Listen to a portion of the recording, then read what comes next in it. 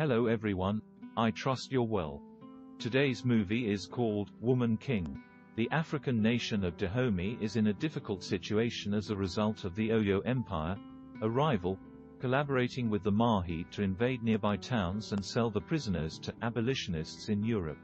Gezo, a new king, has just been assigned to the throne.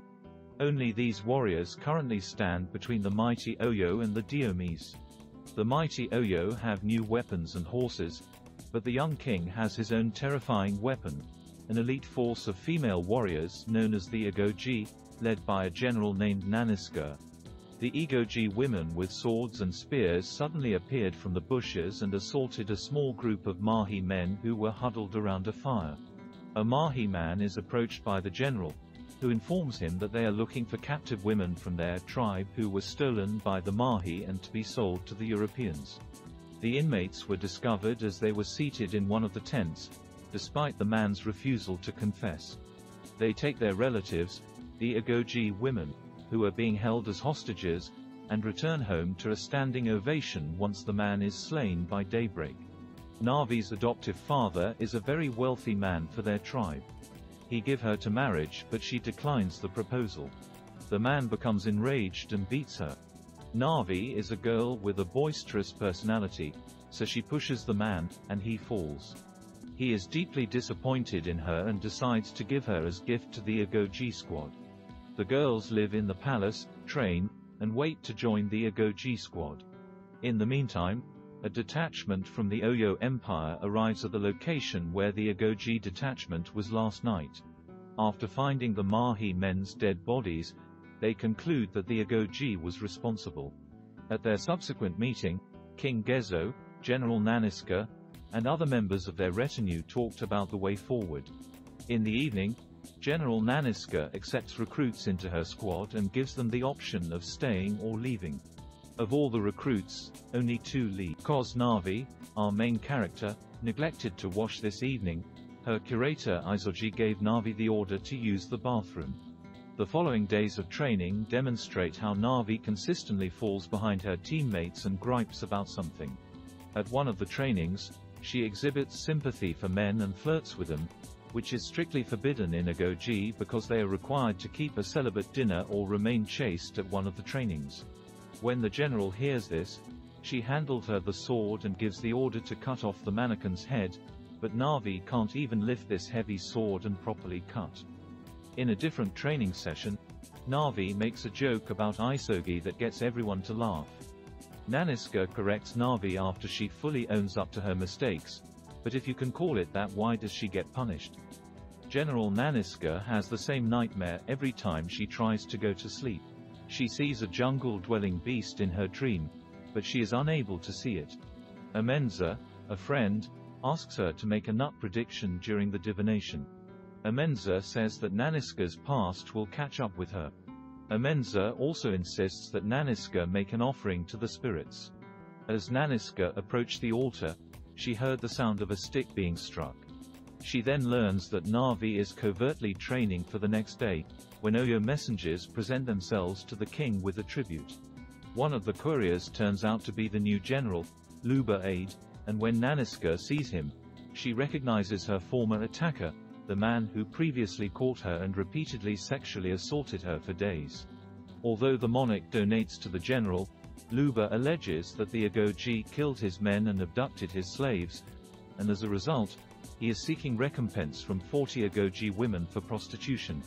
The monarch decides to give only 20 of his preferred women because the situation is getting heated. Despite suffering and overcoming obstacles, Nanisca must make a girl's choice. In the meantime, visitors, including a slave trader and his friend, arrive at the port of Wida Santo Ferreira. As Malik and Santo are strolling through the city, Malik, who is not a slave trader and is only half Portuguese, is also an assistant.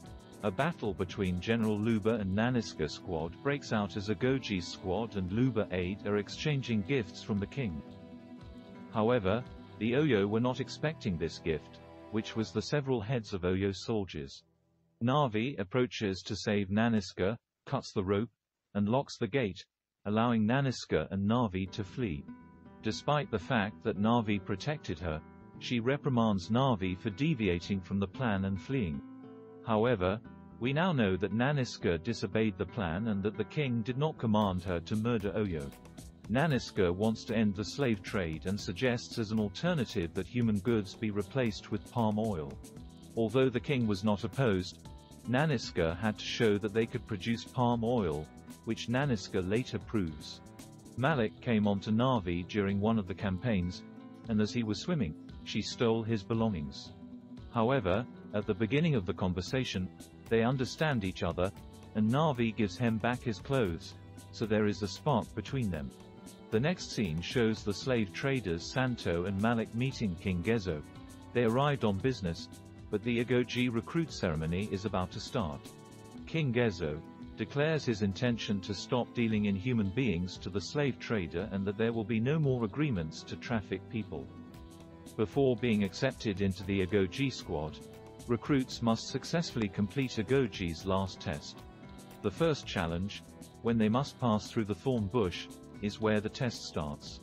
Navi exits, but as soon as she notices that her friend is stuck, she dashes back into the bush to help free her.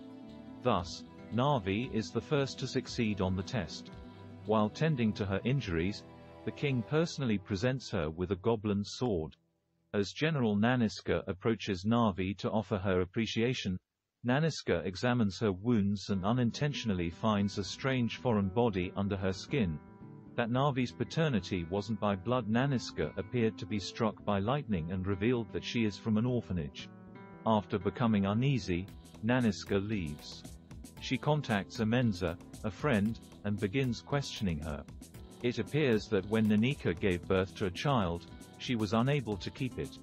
As a result, she asked Amenza to get rid of it. Amenza then gave the child to the wanderers, who were passing by. During a conversation between King Gezo and Nanisca, Nanisca suspects that Navi is her daughter but has yet to embrace it. Malik snuck over to Navi and the other females while they were having fun and struck up a discussion with Navi. In the end, he relied on her promise to meet quietly at night. Navi and Malik meet in secret behind the castle that evening as the Agojie perform an initiation ritual that involves spilling their blood on an altar. Malik overhears General Luba Aid and a slave trader talking and overhears that Oyo Mahi and several other tribes have united and are getting ready to attack the Dahomeans. Reveals this information to Navi, who quickly informs General Nanisca of it. Nanisca is not in a good mood when Navi finds her in the bathrooms and offers her the information. As a result, she tells Navi that she had a covert meeting with a man. Reveals this information to Navi. Then she commands Navi to come see her. Narrates the events surrounding her rape and subsequent pregnancy with the rapist's child. And that she buried the shark's teeth under the infant's skin before giving the child away. She then creates a cut in Navi's skin using a knife. A shark tooth is extracted by Navi from under the skin. Navi hides, flees, and starts to cry. The following day, Nanisca observes the adversary and formulates a defense strategy.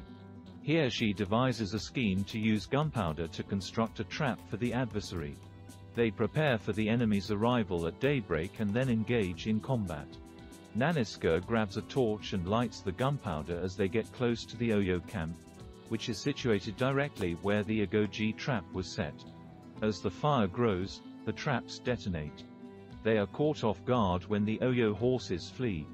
The result of the ensuing conflict is that the Agojie prevails and the Oyo flees. The Oyos were en route to the retreat. Among the prisoners are Navi and her friend, who isn't bound to the cart. Navi tells her to jump off, which she does. They pick up a few injured Agojie and flee on a wagon. They lock Navi and several other slaves in a cage. They must be sold. Navi discovers Isogi in the cage. Isogi's injured arm left him hopeless and unhappy, but Navi was able to cheer her up. Her arm is raised, and together they decide an escape strategy. Malik handles her his knife as they part ways. The companion who escaped from the wagon returns to Agojie in the morning and tells them everything. Nanisca arrives in the following scene after freeing the captured Agojies. The king is prepared to punish Nanisca for disobeying him, but since she was able to win the fight, he decides to appoint her as the Woman King instead. Thank you for watching and enjoy the rest of your day. Please like and subscribe.